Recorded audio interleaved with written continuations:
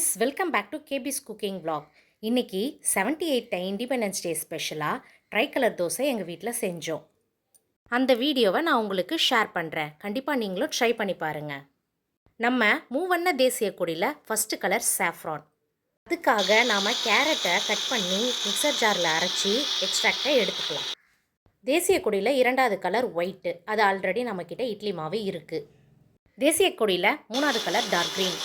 அதுக்கு ஒரு கைப்பிடி புதினாவை அரைச்சி எக்ஸ்ட்ராக்டை எடுத்துக்கலாம். இப்போது நமக்கு தேவையான 2 கலரையும் ப்ரிப்பேர் பண்ணி வச்சிட்டோம். இப்போது இதில் மாவை சேர்த்து மிக்ஸ் பண்ணிடலாம். நமக்கு கலர் டார்க்காக வரணும்னா நாம் மாவு அரைக்கும் போதே அரிசியோட கேரட்டு புதினான்னு தனித்தனியாக சேர்த்து அரைச்சா கலர் நல்லா அட்ராக்டிவாக கிடைக்கும். காய்கறிகள் சாப்பிடாத குழந்தைங்களுக்கு இந்த மாதிரி தோசையாக செஞ்சு கொடுங்க. அவங்க ரொம்ப விரும்பி சாப்பிடுவாங்க. இந்த மாதிரி நிறைய ஹெல்த்தி ரெசிபீஸ்க்கு நம்மளோட கேபிஸ் குக்கிங் vlog கண்டினியூஸாக பாருங்கள். இப்போது நாம் ப்ரிப்பேர் பண்ண பேட்டரை வச்சு ட்ரை கலர் ஃப்ளாக் தோசையை ரெடி பண்ணலாம். வாங்க. ஃபஸ்ட்டு கேரட் மாவை 1 ஸ்பூன் எடுத்து ஊற்றிடலாம். ரெண்டாவது ஒயிட் கலருக்காக பிளெயின் மாவை 1 ஸ்பூன் ஊற்றிடலாம். மூணாவது க்ரீன் கலருக்காக நாம் புதினா சேர்த்து அரைச்ச மாவை 1 ஸ்பூன் எடுத்து ஊற்றிடலாம்.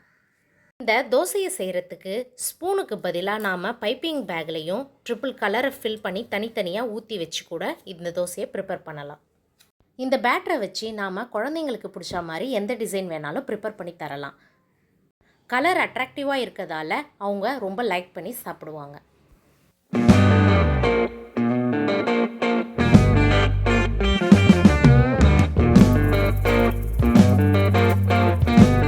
தோசைக்கு தேவையான எண்ணெயை ஊற்றி 2 பக்கமும் திருப்பி போட்டு கோல்டன் ப்ரௌன் எடுத்தால் சூப்பரான ட்ரை கலர் தோசை ரெடி. நீங்களும் இந்த தோசையை கண்டிப்பாக உங்கள் வீட்டில் ட்ரை பண்ணி பாருங்கள். டேஸ்ட்டு அட்டகாசமாக இருக்கும்.